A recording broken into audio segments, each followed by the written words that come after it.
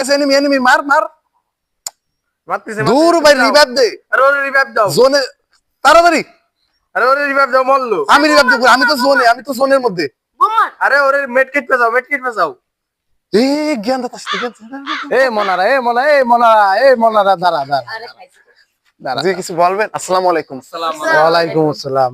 তোমরা কি করতেছিলে? এই তো বসেছিলাম একটু আড্ডা দিছিলাম না মিথ্যা কথা বলো। আমি যে তোমাদের জ্ঞান দেই কি ভালোর জন্য দেই না, তোমাদের ভালোর জন্য দেই, তাই না? কিন্তু তোমরা আমার অগোচরে যেসব কথা বলো সবই আমার কানে আসে। দুঃখজনক বিষয়টা। যাই হোক, আজকের কথা বলি। তোমরা তো পড়াশোনা করো, তাই না? জি সবাই তো পড়াশোনা করো। পড়াশোনা কি পাশ করতে হবে না? পরীক্ষায় ভালো রেজাল্ট করতে হবে না? বলো। তো এর জন্য কি করতে হবে?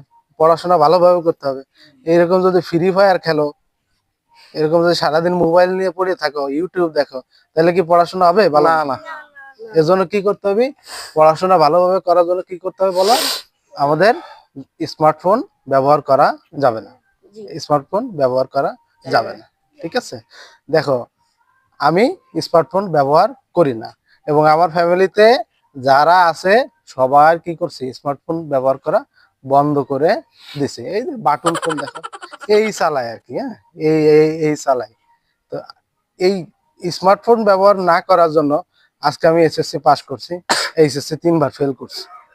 দেখছো কত দূর আগাইছি আমি? তো এজন্য তোমরা কি করবা? স্মার্টফোন ব্যবহার করবা না।